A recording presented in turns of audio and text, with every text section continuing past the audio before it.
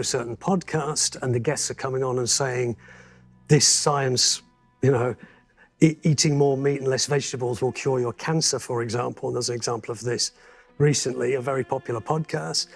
That's not an algorithm doing that, although I suppose that clip will be amplified by an algorithm. Those are millions of people choosing to listen to what is actually a very, very good podcast when it's not saying things like that. I think one of the difficulties here is defining trusted voices who the general public don't feel they're being lectured at from on high, but they feel they're being spoken to by trusted people who are basing their information on facts and evidence. All right, that's enough of this. I'm sorry, I tried. That's enough of this. Here we go.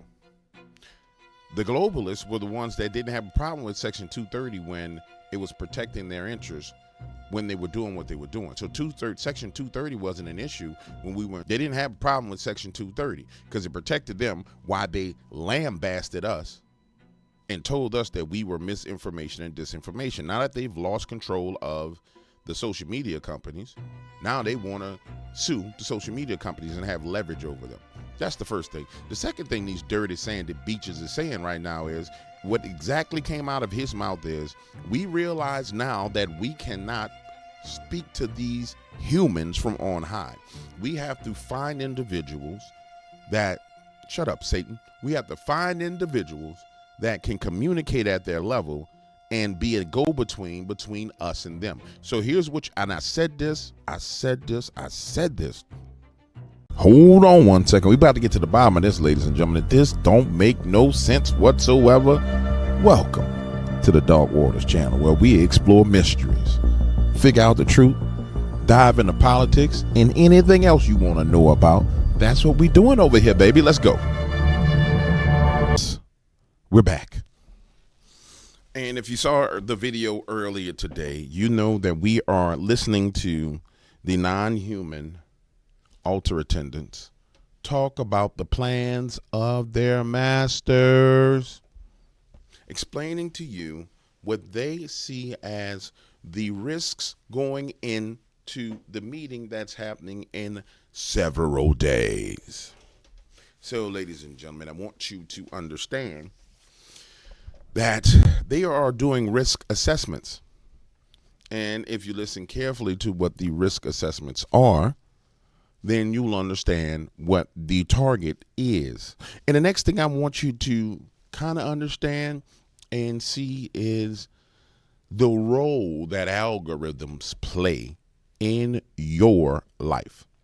I think you need to understand how important it is to really come to the full understanding that the things that are presented to you are presented by algorithms that's programmed to present those things in front of your face to guide you and lead you in a certain direction. And you have to be deliberate and intentional about what you allow yourself to see. It may make sense to some people, it may not make sense to some people. I'm at the point now where I'm just going to say it, and I'm going to lay it out there. You have to be deliberate about what you allow your eyes to see. Because if you're not deliberate, they will feed you all forms of perversion. They will feed you just like a dream caterer feeding you in a dream. You're having a dream and you're just eating and eating and eating, which is a demonic spirit. You're just eating, feeding you iniquity, feeding you wickedness, feeding you. They've taken dream caterers from the spirit realm and put them into an algorithm, and now they feed you. And then they get mad when you express yourself. But no, let me go. Some of the autocracies, they do have more robust and robustly enforced policies about how information can flow, and we might feel in some places that that's preventing freedom of speech, but at some point, to Nairi's point, you need to, that they've recognized the need to moderate exactly the flow of material. I think one of the... What did I just say? It's not really moderate, it's curate the flow of material. The challenges that democracies face is that they are vulnerable by dint of their open architecture towards ideas to misinformation, but more importantly, disinformation. These dirty sandy beaches. These dirty sandy beat. You know what? I think it's better if I shut up and let y'all hear it, and then I talk. I know it's disgusting. I'm sorry, guys. You got to understand it's a struggle because it's insulting. I mean, what are the solutions to that? Because I mean, after the printing press, there were lists of banned books that stood for hundreds of years, which I think, with the benefit of hindsight, doesn't look like a wonderful thing for humanity. And if we were to clamp down on freedom of speech, say, and this is what supporters of kind of absolutist free speech would say, well, who's setting the rules here? You know, why would it be any of us to set the rules? I mean, is there a way of squaring that circle? Well, of course, following the printing press, you didn't just have the banning of books. That's not the regulation I was thinking about, actually. It's that when people could print pamphlets anonymously, the censors began to require the printing houses to hold the name and full address of the person who was printing the pamphlet. And then you could hold people to account for what they said. So the idea is, yes, you can have free speech, but people also have to take responsibility for what they say. Free speech has to have that correlate responsibility. And I think it's much more that than the censorship and banning of books that's important to our era. It's basically dismantling Article 230. You can't give those who publish a free right to publish absolutely anything, whether it's hate speech, defamation, or, likely to, engender really negative forces across society. That's very different to censorship, and societies have always had to wind their way around that. What was Article 230?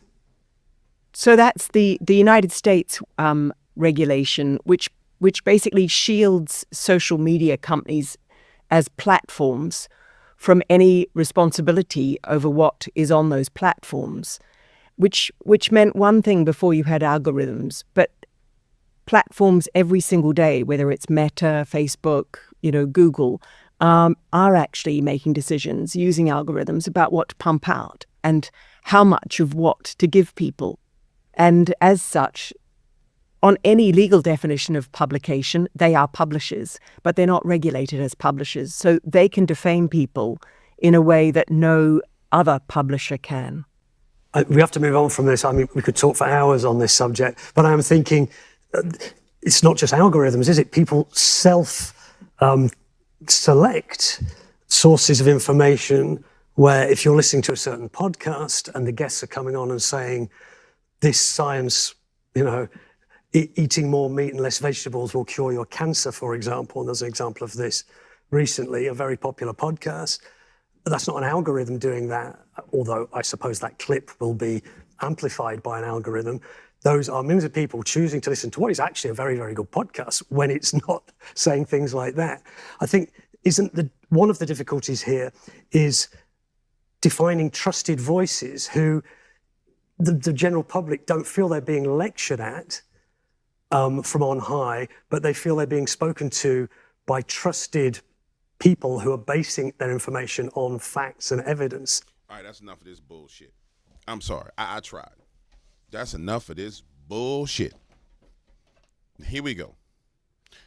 The globalists were the ones that didn't have a problem with Section 230 when it was protecting their interests when they were doing what they were doing. So Section 230 wasn't an issue when we were in 2000, late 2019, 2019, 2000, 2001, 2002, 2003, 2004. They didn't have a problem with Section 230 because it protected them while they lambasted us and told us that we were misinformation and disinformation. Now that they've lost control of the social media companies, now they want to sue the social media companies and have leverage over them. That's the first thing. The second thing these dirty sandy beaches are saying right now is what exactly came out of his mouth is we realize now that we cannot speak to these humans from on high. We have to find individuals that, shut up, Satan. We have to find individuals that can communicate at their level and be a go-between between us and them. So here's and I said this a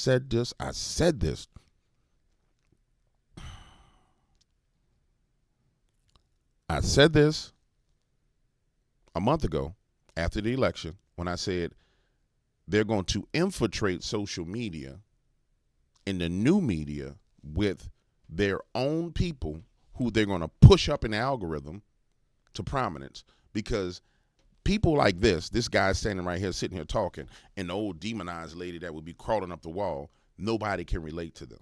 So the only way you destroy something like the new movement of speech is to infiltrate it. And so you'll find, and I said this before, I said you're going to find people who pop up out of nowhere who skyrocket to fame. And it will be their people. It will be their people. While at the same time, this lizard, no good bastard is sitting here telling you they want to be able to decide what you listen to and who you listen to. And these are all the risks that they see in front of them. Okay, there was a good podcast, but then the guy started talking about meat and how eating meat and getting on a carnivore diet cured cancer. I'm sorry, guys, but when I hear it, I hear everything that they're saying. So when I hear him saying, the podcaster, which is a good podcast, but he had a thing on about people eating meat and how it's carnivore diet and how, it was misinformation. My mind quickly listens to it, flips it, inverts it, twists it around like a Rubik's Cube and says, oh, hell, so he's got a problem with people eating meat. And then my mind jumps back to what Bill Gates was saying about that they needed to genetically modify the meat. And then my mind jumps over to this place and says, oh, hell. I can't say that because YouTube will say that's medical misinformation. But it's like ding, ding, ding, ding, ding, ding, ding, ding, ding, ding, ding, ding, ding, all these lights, these alarms going off because I know they my enemy. You know what I'm saying? It's no different than if you sitting at the gas station, you and your cousin, y'all sitting at the gas station, you just pump the gas, you got a little Snickers bar, y'all about to pull off, you done crank the car up, and you look and you see dude walking from this way, dude walking from this way, you look in the rear view mirror and it's a dude walking behind you. Your brain says, ding, ding, ding, ding, ding, ding, danger. And you gone. You may be wrong, but the angles is wrong. One there, one there, one there. 3 different angles you coming at me at. All 3 different angles. If you shooting at me, nobody get hit. I'm riding out. I'm pulling. I'm gone. And when you look at all the angles, you see it. Now, I'm going to tell you the good news, ladies and gentlemen. And I want to apologize to y'all because I spazzed out about the attention spans yesterday. I was a little bit upset. I'm not perfect. I didn't mean to insult some of you guys. I'm sorry. But negates everything I said. I'm sorry for saying but. I did not mean to insult any of you guys. And addition to that, what bothers me is right there in front of you. I mean, it's literally right there. It's like this pen right here.